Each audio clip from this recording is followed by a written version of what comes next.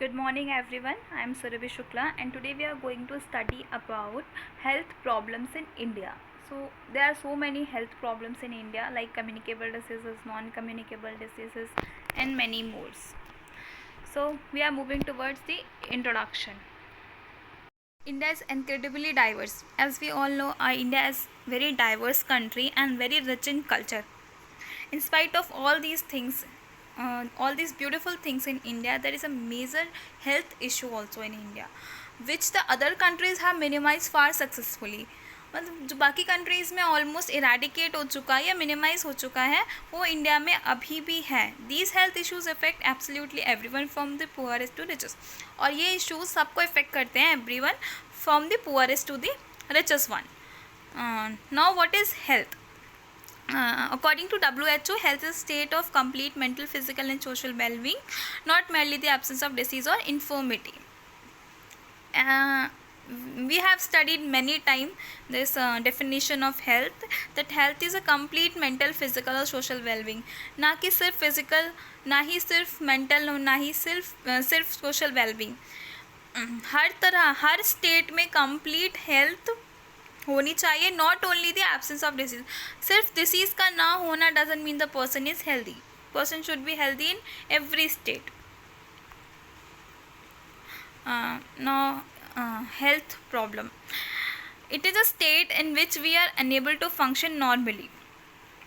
ठीक है. अनहेल्दीनेस क्या होती है, इलनेस क्या होती है? बॉडी की एक ऐसी स्टेट जिसमें बॉडी नॉर्मल फंक्शन नहीं कर पाती है.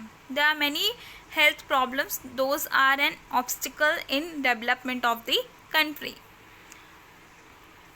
हेल्थ प्रॉब्लम्स क्या क्या हैं? जैसे मैंने बताया, कम्युनिकेबल डिसीजेस में है, नॉन कम्युनिकेबल की बहुत सारे डिसीजेस हैं, न्यूट्रिशनल प्रॉब्लम्स हैं, एनवायरमेंटल सैनिटेशन प्रॉब्लम है, मेडिकल प्रॉब्लम है एंड पॉपुलेशन प्रॉब्लम है. Now we are moving towards the communicable disease. क्या क्या एग्जाम्पल में? मलेरिया हो गया, ट्यूबरक्लोसिस हो गया, एड्स हो गया, लेप्रेसी हो गया, एक्यूट रेस्पिरेटरी इन्फेक्शन हो गया या फिर डायरिया. मलेरिया क्या? All over in last 10 years in India, total malaria cases declined by 42% from 1.92 million in 2004 to 1.1 million in 2014, combined with 40.8% decline in malaria related death cases from 949 to 562. ये पिछला data है, means पिछले 2004 से 2014 इस 10 years में 42% जो cases हैं malaria के जो आते थे वो डिक्लाइन हुए हैं. मतलब 1.92 मिलियन से वो 1.1 मिलियन हो गया. और ऑलमोस्ट 40.8% तक जो डेथ रेटेड थे रिलेटेड टू मलेरिया वो भी डिक्लाइन हुई है. फ्रॉम 949 टू 562 ये नंबर हो गया है. सबसे ज़्यादा मलेरिया किसको अफेक्ट करता है? अंडर 5 एज के जो बच्चे होते हैं. Childrens age under 5 are the most vulnerable group affected by the malaria. In 2018 they accounted for 67% of malaria death worldwide. Means worldwide में जितनी भी ग्लोबली डेथ्स हुई हैं बच्चों की, 67% डेथ परसेंटेज है जो कि अंडर 5 बच्चों की हुई है due to malaria. National malaria control programme was launch 1953 में. ये प्रोग्राम लॉन्च किया था गवर्नमेंट ने. इसके अंदर बेसिकली वो 3 एक्टिविटीज़ इंक्लूडेड थी. सबसे पहले इंसेक्टिसाइडल का स्प्रे करना, जिससे कि जहाँ पे भी ऐसे मॉस्किटोज या लार्वा ऐसा कुछ है वो चीज़ें ख़त्म हो जाए. Next, monitoring and surveillance of the cases. कई जगह से ऐसा होता है कि केसेस पता ही नहीं चलते थे, लोग हॉस्पिटल ही नहीं पहुंच पाते थे, या केसेस नंबर कितने केसेस हैं कम्युनिटी में नहीं पता चलते थे. तो उनका प्रॉपर मॉनिटरिंग और सर्वे के थ्रू पता करना कि किस किस जगह पे ज़्यादा मलेरिया हो रहा है, उससे बहुत हेल्प मिलती थी. पहले तो जो भी पॉपुलेशन थी वहाँ के उनको मेडिकल सर्विसेज भी प्रोवाइड हो जाती थी. दूसरी, ऐसे केसेस पे गवर्नमेंट ज़्यादा ध्यान देती थी मलेरिया इरेडिकेशन के लिए. Next, treatment of the patient. Lastly, the treatment of the patient. Next है filaria. Around 1.1 billion people are at risk of getting lymphatic filariasis in 73 countries of the world. ये risk number है जितने लोगों को risk है all over the 73 countries में. जिसमें से 600 मिलियंस इंडिया में है, जो 250 डिस्ट्रिक्ट्स में रहते हैं. 40% क्या है, more than 40% of global burden of lymphatic filariasis. With other countries around the world, India is participating in global effort of eradication. बाकी कंट्रीज़ के साथ इंडिया भी इस डिसीज़ के एराडिकेशन के लिए पार्टिसिपेट कर रहा है. ये डिसीज़ किससे, एक वॉर्म से होती है, तो अगर वॉर्म एलिमिनेट हो जाता है इंडिया से तो फिर ये डिसीज़ भी एराडिकेट हो जाएगी फॉर एवर के लिए. Next, treatment is a pill taken once a year for 5 years. India participate in global eradication program completely eliminating the worm. National Filaria Control Program was launched in the country in 1955. The objectives of delimiting the program and to undertake control measures in endemic areas. Mass drug administration to eliminate lymphatic filariasis was already placed in 32 of the 83 endemic countries. Next है acute respiratory tract infection. In India, pneumonia found to be accountable for 13 to 16% of all cases occurring in the pediatric hospitals. ज़्यादातर देखा होगा कि जो बच्चे हैं उनको pneumonia के केसेस ज़्यादा आते हैं और 13 to 16% जो डेथ्स है वो इंडिया से होती है बच्चों की. Available statistics show that on an average, every child has 5 episodes of acute respiratory infection per year, and 3.5% of global burden of disease is due to ARI. Around 20% of death in children under 5 years are attributes to respiratory tract infection. मतलब statistics ऐसा बताते हैं कि 5 episodes होते हैं बच्चों को पर ईयर, मतलब 5 बार एक्यूट रेस्पिरेटरी इन्फेक्शन के एपिसोड्स बच्चों को होते हैं. 3.5% globally burden of disease is due to ARI. मतलब जितनी भी डिसीजेज हैं इंडिया में, जितने भी केसेस आते हैं हर एक कैटेगरी के डिसीजेस में, जिसमें से कौन कंट्रीब्यूट कर रहा है 3.5%, ARI acute respiratory tract infection contribute कर रहा है. और हम 20% से ज़्यादा बच्चों की डेथ भी एक्यूट रेस्पिरेटरी ट्रैक इन्फेक्शन की वजह से होती है. The acute respiratory tract infection control program was started in India in 1990. It sought to introduce scientific protocols for case management of pneumonia and co-trimoxyl. Since 1992, the program was implemented as a part of CSSM and later with RCH. ये programme जो था acute respiratory tract control programme acute respiratory tract infection control programme जो India में start हुआ था 1990 में. And since 1992 ये जो प्रोग्राम था इम्प्लीमेंट हो गया था child survival and safe motherhood programme और RCH के अंडर में. ट्यूबरक्लोसिस. Next is tuberculosis. ये बहुत ज़्यादा कॉमन प्रॉब्लम थी इंडिया में. India along accounts for 23% of world's TB incidents and 21% of world's TB death. मतलब वर्ल्ड में 23% जो केसेस थे वो इंडिया से आ रहे. मतलब ग्लोबली 23% केसेस ट्यूबरक्लोसिस के सिर्फ इंडिया से आते थे और 20.1% जो डेथ रेट्स थे वो भी सिर्फ इंडिया से आते थे. The pattern are distributed to tuberculosis occurrence in 2003 in the region reveal that most cases found among the young adults particularly 25 to 34 year age group. Male and female ratio TB was 1:5. Means ज़्यादा जो pattern देखने को मिल रहा था 2013 में पता चला कि ये ज़्यादातर जो यंग एडल्ट्स है, मीन्स जिनकी एज 25 से 34 है, उनको ज़्यादा हो रहा है ये. मेल एंड फीमेल रेशियो था 1:5. मतलब मेल अगर 1 है तो फीमेल 5 अफेक्टेड हो रही थी. Tuberculosis is leading cause of all HIV related death. जितनी भी HIV रिलेटेड डेथ हो रही थी उसका लीडिंग कॉज था tuberculosis. Around 38 morbidity and 39 mortality of the world tuberculosis burden is found in Southeast Asia region of the World Health Organization. National tuberculosis control programme was renamed as national tuberculosis elimination programme. Government ने पहले launch किया था, बाद में उसको rename कर दिया गया national tuberculosis elimination programme. In this state tuberculosis control initiative the government of India. As per the National Strategy Plan 2012 to 2017, the program has vision to achieve a TB-free India. The aim to achieve universal access to TB control services. Main aim क्या था कि TB-free India हो पाए. The program provide various free of cost quantities tuberculosis diagnosis treatment services country through the government health system. इसके लिए government ने क्या करा, हर सब सेंटर्स में, PHCs में, CSCs में या हर गवर्नमेंट के हॉस्पिटल्स में जो ये सर्विसेज हैं ट्यूबरक्लोसिस के डायग्नोसिस के लिए, ट्यूबरक्लोसिस के ट्रीटमेंट के लिए फ्री में ये सर्विसेज प्रोवाइड करना स्टार्ट कर दिया. जिससे आपको पता होगा एक डॉट्स भी गवर्नमेंट ने चलाया था. नेक्स्ट है डायरियल डिसीजेस.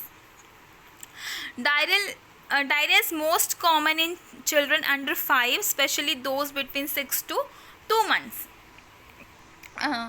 डायरिया जो है बहुत ही ज़्यादा कॉमन डिसीज़ है. जो भी अंडर 5 बच्चे हैं उनको ये बहुत ज़्यादा होता है, मतलब 6 months से 2 years तक में मोस्टली ये देखने को मिलता है. People with low immunity are prone for diarrhoeal infection. जिनकी इम्यूनिटी कम होती है, एज वी ऑल नो, जिनकी इम्यूनिटी कम होती है वो बहुत ही ज़्यादा प्रोन होते हैं वेरियस डिसीजेस के लिए, जिसमें से डायरिया भी एक है.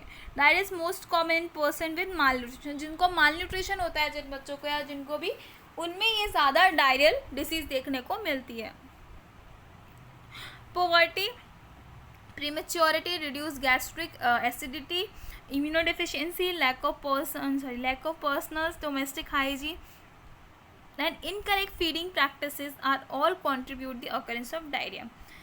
Puberty हो गई या प्रीमेच्योरिटी हो गई, बच्चा अगर प्रीमेच्योर है, गैस्ट्रिक एसिडिटी कम है, इम्यूनोडेफिशिएंसी है, अगर लैक ऑफ पर्सनल और डोमेस्टिक हाइजीन, अच्छी हाइजीन नहीं है बच्चे के आसपास, तो इनकरेक्ट फीडिंग प्रैक्टिसेस हो रही हैं. अगर करेक्ट फीडिंग प्रैक्टिसेस नहीं हो रही हैं, जो मदर्स हैं उन्हें पता नहीं किस तरह से बेबी को फीड करना है या उनको क्या प्रोवाइड करना है, तो ऐसे में बच्चों को डायरियल डिसीजेस हो जाते हैं.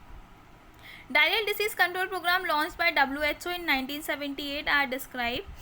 जो भी डायरियल डिसीज़ कंट्रोल प्रोग्राम है, ये वर्ल्ड हेल्थ ऑर्गेनाइजेशन ने 1978 में लॉन्च किया था. The programme aim to reduce the mortality and malnutrition due to diarrhoea by making available oral dehydration salts and training in the treatment and prevention of diarrhoeal disease. इसका main aim था कि जितने भी death rates हैं वो कम हो जाएं और जितने भी डिसीज़ का जो रेट है वो कम हो जाए और माल न्यूट्रिशन जो भी है वो भी ठीक हो जाए. और इसके लिए उन्होंने एक ओरल रिहाइड्रेशन थेरेपी भी प्रोवाइड करी एंड ट्रेनिंग भी प्रोवाइड करी कि कैसे प्रिवेंशन करना होता है डायरियल डिसीजेस से. तो कैसे प्रिवेंट कर सकते हैं डायरियल डिसीज़, जो भी इसकी प्रॉब्लम्स है उसको देखते हुए फीडिंग प्रैक्टिसेस सही करा सकते हैं, हाइजीन अच्छे से मेंटेन कर सकते हैं. ऐसी सब चीज़ों से अगर बच्चा प्री मेच्योर है तो प्री मेच्योरिटी के लिए आप बहुत सारी चीज़ें कर सकते हो, जैसे कंगारू मदर केयर है या कोई भी ऐसी चीज़ें प्रोवाइड करके बच्चों को ऐसे डिसीजेस से हम बचा सकते हैं. About 1.2 lakhs children under the age of 5 about 1.2 lakhs children under the age of 5 come to diarrhea every year. मतलब 1.2 lakhs तक के लाख जो बच्चे हैं अंडर द एज ऑफ 5 जिनको हर साल डायरिया होता है. दिस ट्रांसलेट 328 डायरिया डेथ, इसकी वजह से 328 डायरिया की वजह से डेथ होती है एंड 13 एवरी आवर्स, मतलब हर एक आवर में 13 बच्चों की डेथ हो रही है. नेक्स्ट है leprosy. Leprosy has been eradicated from 119 out of the 122 countries with the introduce of anti-leprosy treatment regimen. The prevalence rate of leprosy in India was 0.68 per 10,000 population in 2014. मतलब 119 countries में ये पूरी तरह से एलिमिनेट हो चुका है आउट ऑफ 122 कंट्रीज़.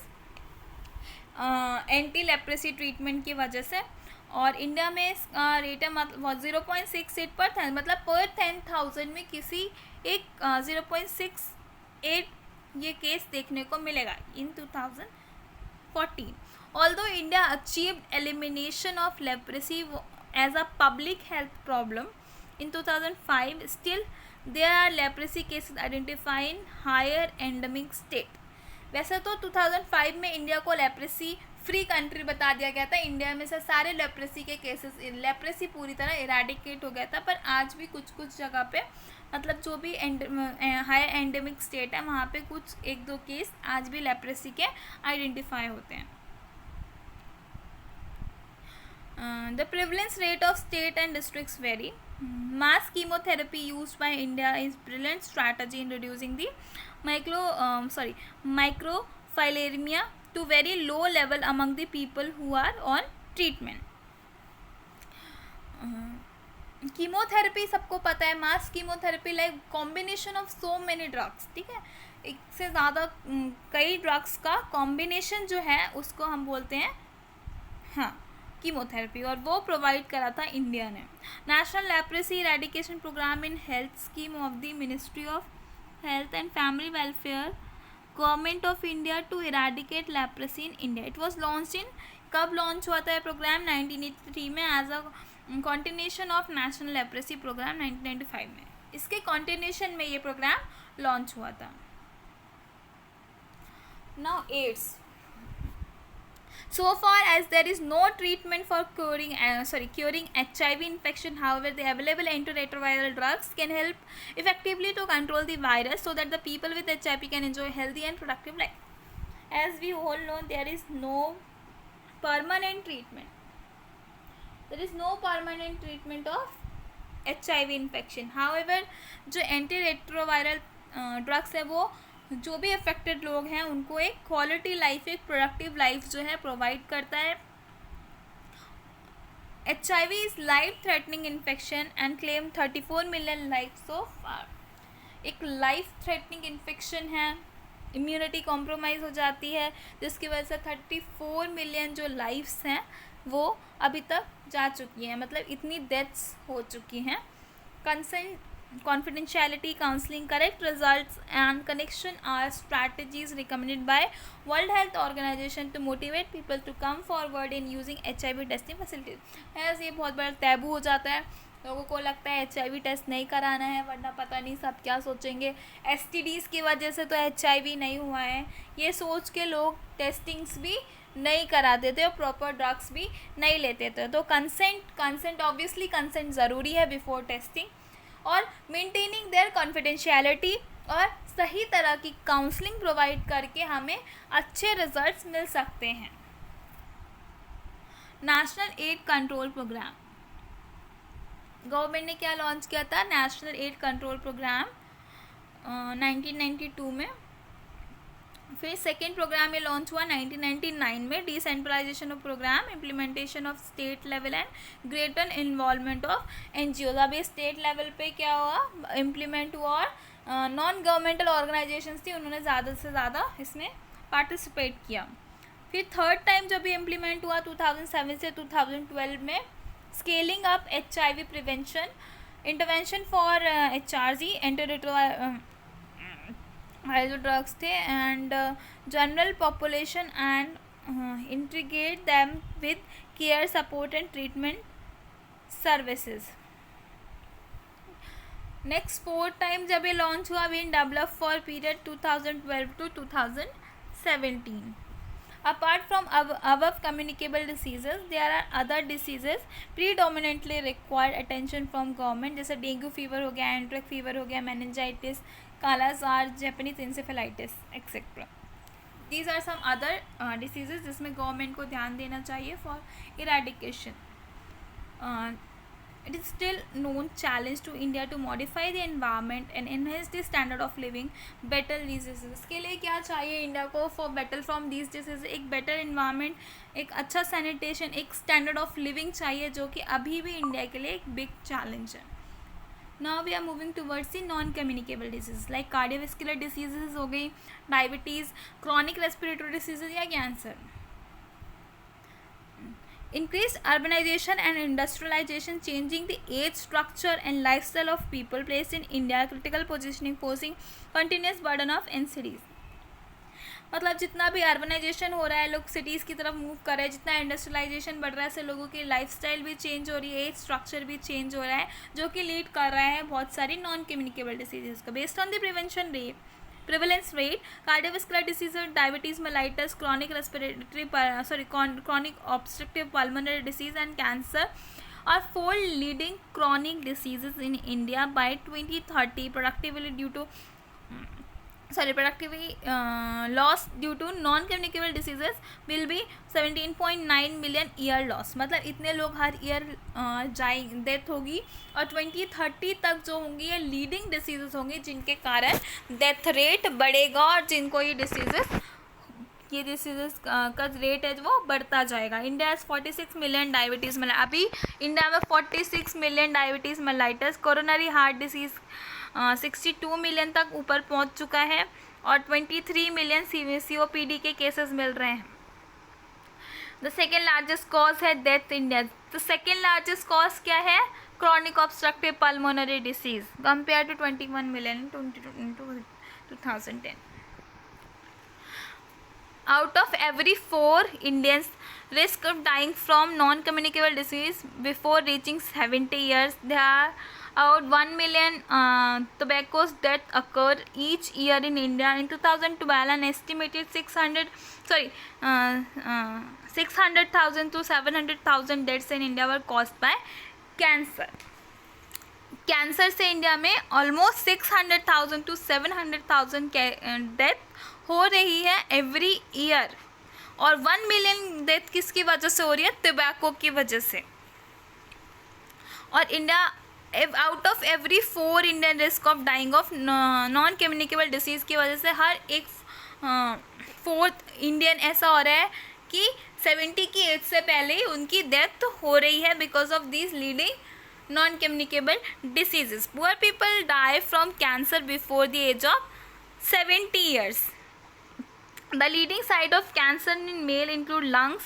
Males में सबसे ज़्यादा lung cancer, esophagus, larynx, mouth, tongue in females, breast and cervico-uterine cancer देखने को मिलता है. Oral health care is paid less attention to the extent.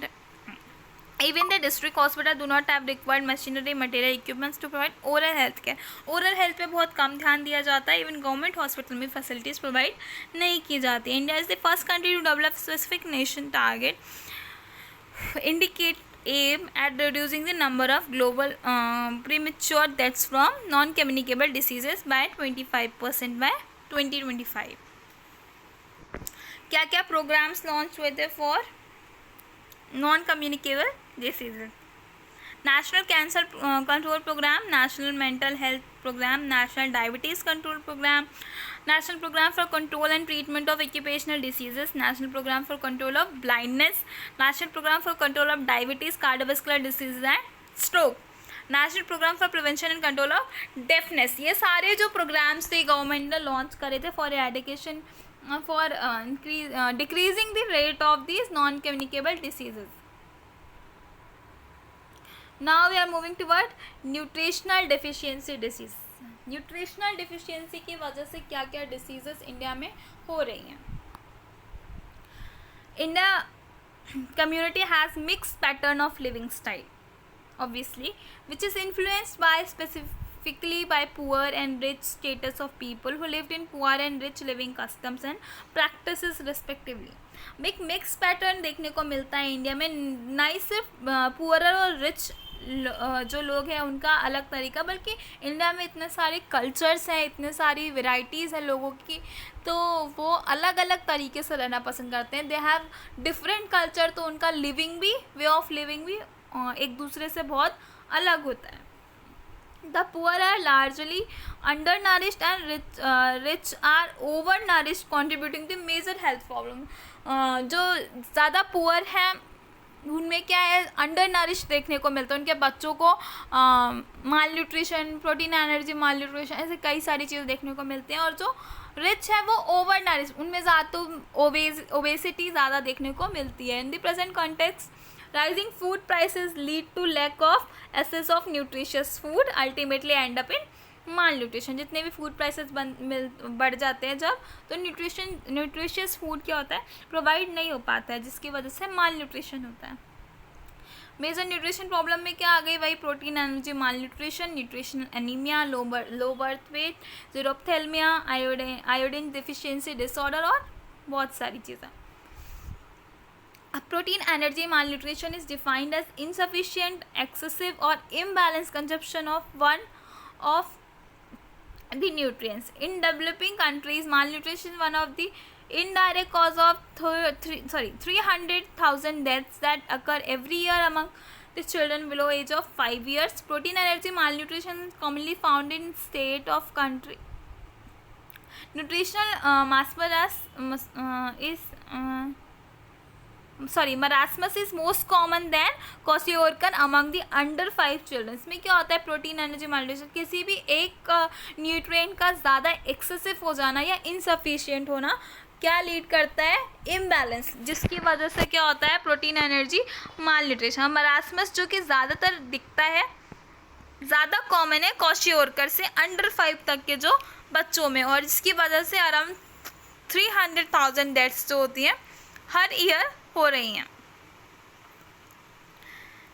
Now next is nutritional anemia. Anemia is most common morbidity occur because of deficiency of inadequate available nutrition. जैसे anaemia क्या है, one of the common cause है जिसकी वजह से ज़्यादा death rates बढ़ रहे हैं। इसमें क्या होता है, इनएडिक्वेट हो जाते हैं माइक्रो न्यूट्रिएंट्स लाइक आयरन हो गया, फॉलिक एसिड हो गया या vitamin B12 that affect the health, education, productivity and entire development of the country. Anemia is a major health problem in India. ये एक बहुत ही मेजर हेल्थ प्रॉब्लम है, ज़्यादातर आपको एडोलेसेंट गर्ल्स में दिखता है। Every second pregnant women, obviously pregnant womens में भी दिखता है, and 40% of preschool children in developing country estimated to be anaemic. 40% जो प्री स्कूल के बच्चे हैं वो, और ज़्यादातर प्रेग्नेंट वुमेन्स में क्या होता है, एनीमिया दिखता है। The timely treatment help in restoring personal health and increasing the national productivity level as much as 20%. Next is low birth weight. Low birth weight में क्या होगा, WHO, the world health organization has defined the term low birth weight at birth weight less than 2500 gram, so 2.5 kg. मतलब जो भी बच्चा अगर 2.5 kg से कम का है तो वो लो बर्थ वेट बेबी में आएगा. In 2012, the World Health Assembly's resolution comprehensive implementation plan set to achieve 30% reduction of low birth weight babies by 2005, concentrating on adolescent girls' health and improving maternal nutrition would help in preparing healthy future of mothers and bringing about the healthy baby. जो भी adolescent girls हैं उन पे ज़्यादा ध्यान देने की ज़रूरत है, जिनको बेटर न्यूट्रिशन प्रोवाइड करने, क्योंकि आगे चल के वो एक फ्यूचर मदर बनेंगी, एंड फ्यूचर मदर बनने के लिए उनको अभी से बहुत गुड न्यूट्रिशन प्रोवाइड करने की ज़रूरत है, जिससे उनकी हेल्थ भी अच्छी रहे और जो बेबीज़ हैं वो लो बर्थ वेट ना हो. अदर प्रॉब्लम्स में क्या आ गया, there are so many other problem in India जिसमें न्यूट्रिशनल की वजह से होता है. Not only the all these anaemia हो गया या प्रोटीन एनर्जी मालन्यूट्रिशन हो गया, इन सब के अलावा भी बहुत सारी डिसीज़. इन सारी न्यूट्रिशनल जो भी प्रॉब्लम्स हैं, इन सब को ओवरकम करने के लिए इंडिया में बहुत सारे न्यूट्रिशन प्रोग्राम्स भी लॉन्च हुए थे. मिनिस्ट्री ऑफ रूरल डेवलपमेंट ने करा था अप्लाइड न्यूट्रिशन प्रोग्राम अप्लाई करा था. मिनिस्ट्री ऑफ सोशल वेलफेयर ने integrated child development services scheme और Balwadi nutrition programme, special nutrition programme launch किए थे. Ministry of health and family welfare ने national nutritional anaemia prophylaxis programme launch किया था. National prophylaxis programme for prevention of blindness due to vitamin A deficiency. National iodine deficiency disorder control programme भी launch किया था. Ministry of education ने mid day meal programme भी launch किया था। Next है अपना इन्वायरमेंटल सैनिटेशन, बहुत ही ज़्यादा इम्पॉर्टेंट है, जो कि आजकल इंडिया में बहुत बिग इशू है। सैनिटेशन अच्छा नहीं है, जिसकी वजह से कई सारी डिसीजेस हो रही हैं और कई सारी डेथ्स हो रही हैं। According to World Health Organization, environmental sanitation is defined as the control of all those factors in man's physical environment which exercise or may exercise a deleterious effort on his physical development, health and survival. वो सारी चीज़ें जो affect करे physical development पे और health और survival पे। According to World Bank estimated 21% of communicable diseases in India are due to unsafe water. Unsafe water की वजह से 21% जो भी कम्युनिकेबल डिसीजेस हैं वो इंडिया में होती है, जिसकी वजह से कई सारी वाटर बॉर्न डिसीजेस भी होती हैं। ज़्यादातर केसेस टाइफॉइड और कॉलेरा के देखने को मिलते हैं। The 3 S's they are safe water, sanitation and safe water management. 3 S's पे काम करना है, सेफ वाटर, सैनिटेशन होना चाहिए और सेफ वाटर का management.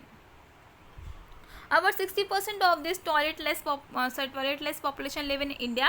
This 60% equals to 625 million people, जो कि अब बहुत ज़्यादा कम हो गया है नंबर आफ्टर दी ये जो ओपन डेफिकेशन सिस्टम ख़त्म होने के बाद जो गवर्नमेंट ने लॉन्च किया था स्वच्छ भारत, उसके अंडर प्रॉपर सैनिटेशन बनने के बाद ये नंबर डिक्रीज़ हो चुका है। अभी भी lack of safe water, old and improper method of practising of excreta disposal, poverty and unemployment increasing, urbanisation, industrialisation, population increase and major contribution of sanitation problem in India.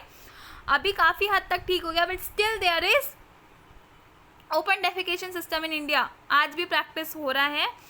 और safe water नहीं है, poverty की वजह से, unemployment की वजह से, urbanisation, industrialisation की वजह से भी क्या हो रहा है, सैनिटेशन में प्रॉब्लम हो रही है। Provision of safe water annually could prevent 1.4 million deaths among children due to diarrheal diseases. It was recommended in the UN conference held in 1977 at Argentina that there should be provision of safe water supply and sanitation for all. Government का mission क्या है, स्वच्छ Bharat mission लाए थे, government launch हुआ था 2 अक्टूबर 2014 को, जिसका मेन क्या था, सॉल्व करना प्रॉब्लम, जो भी सैनिटेशन से रिलेटेड प्रॉब्लम थी, क्योंकि उसकी वजह से बहुत सारी कम्युनिकेबल डिसीजेस हो रही थी। तो वेस्ट मैनेजमेंट के लिए, प्रॉपर सैनिटेशन की जो भी प्रॉब्लम थी उसके लिए, तो 22 अक्टूबर 2014 को ये प्रोग्राम लॉन्च हुआ है। India by ensuring hygiene across the country, better hygiene के लिए और सैनिटेशन के लिए प्रोग्राम हुआ था। द मेन एम क्या था इस प्रोजेक्ट का, कि सैनिटेशन जो फैसिलिटी है प्रोवाइड हो जाए सबको, जो भी रूरल फैमिली जो भी प्रॉब्लम्स है रूरल फैमिली टॉयलेट की, बाय 2019 तक उन्हें उनका टास्क जो था अचीव करना है। और आप अब तक देखिए तो काफ़ी हद तक ये प्रोग्राम जो इसका एम था वो कंप्लीट होता दिख रहा है। मतलब काफ़ी हद तक उन्हें ये नंबर जो ओपन डेफिकेशन के नंबर थे, ये इम्प्रॉपर सैनिटेशन था, वो अब रिड्यूस हुआ है, but still there is this number is present, मतलब अभी भी कहीं ना कहीं ये प्रैक्टिस हो रहा है। मेडिकल केयर प्रॉब्लम्स में क्या हो गया, India has good national policy but does not have national health services. India is unable to run national services due to inadequate financial resources की वजह से क्या होता है, ये प्रोग्राम्स अच्छे से रन सर्विसेज नहीं हो पाती है। तो 80% of death facility of India are available in urban area. से अर्बन एरिया में 80% हेल्थ फैसिलिटी जो भी प्रोवाइड होती है, वेयर ओनली 20, मतलब अर्बन एरियाज जो हैं वहाँ पे 80% तक हेल्थ फैसिलिटी प्रोवाइड हो जाती है, और 28% तक जो population, only 28% of population live and remaining 20% of health facility seen in rural area where 72% of population, मतलब जहाँ ज़्यादा पॉपुलेशन रह रही है वहाँ पे कम सर्विसेज प्रोवाइड हो रही है, और जहाँ कम पॉपुलेशन रह रही है वहाँ पे ज़्यादा फैसिलिटीज़ प्रोवाइड हो रही हैं। Urbanisation and migration from rural to urban have triggered the urban health problem. इसकी वजह से क्या हुआ है, अर्बन हेल्थ प्रॉब्लम बढ़ी है। इस ओवरक्राउडिंग हो गया है, जिसकी वजह से पुअर हाउसिंग होने लगे, क्योंकि लैंड नहीं है, जगह नहीं है, तो हाउसिंग भी पुअर होने लगे। कम्युनिकेबल डिसीजेज बढ़ गई हैं, shortage of health care professionals हो गए हैं, और बाकी other workers, इनएडिक्वेट supplies and high charge of hospitals हो गया. Most villages depends on the most villages depend on the indigenous practitioners available locally meeting the health care need. जो भी वहाँ पे लोकली प्रैक्टिशनर्स अवेलेबल होते हैं, ज़्यादातर विलेजेस उन पर डिपेंड होते हैं जो कि सही प्रैक्टिस करते हैं, ये भी कंफर्म नहीं है. नेशनल रूरल हेल्थ मिशन भी लॉन्च हुआ. National rural health mission was launch by the government in 2013. Main इसका क्या था मिशन की, national urban health mission was further extended, इसको एक्सटेंड कर दिया 2018 में to continue till 2020. It was held by a mission director and monitored by national level monitors appointed by government of India. जो भी उन्होंने अपॉइंट करे थे लीडर्स, उनके अंडर ये मॉनिटर हुआ. Its main aim to provide accessible, affordable and quality health care quality health care to rural population, especially the vulnerable group. जो भी विलेज में ये विलेजर्स में जो भी विलेज में जो ये अफोर्डेबल और क्वालिटी हेल्थ केयर नहीं पहुंच पा रही थी, उन तक पहुंचाना इनका मेन मिशन था. लास्ट है अपना over population. Over population India causing even more problems, जिसकी वजह से increasing population living on the same land उतनी है, नंबर बढ़ते जा रहे हैं, जिसकी वजह से रिसोर्सेज लिमिट होती जा रही है, विच लीडिंग टू मेजर प्रॉब्लम है India. Second most populated country हो गए और प्रिडिक्शन है कि 2025 तक ये हम वर्ल्ड में नंबर 1 पॉपुलेटेड कंट्री बन सकते हैं. According to report, India populated में have grown at the report subtitle state of world population 2019 estimated India's population grow at the कितने 1.2% period ending and places the country's current population over 1.37 billion people है. Causes क्या होती हैं? Birth rate ज़्यादा है, death rate कम है. The fertility rate due to population policies and measures have been following, but even there it is much higher compare to other countries. वैसे अभी कुछ कम हुए हैं, बट फिर भी बाकी कंट्रीज से अभी भी ज़्यादा है. 1952 में India was the first country in the world to launch a national program emphasizes the family planning to extend the necessary reducing the birth rates. Thank you.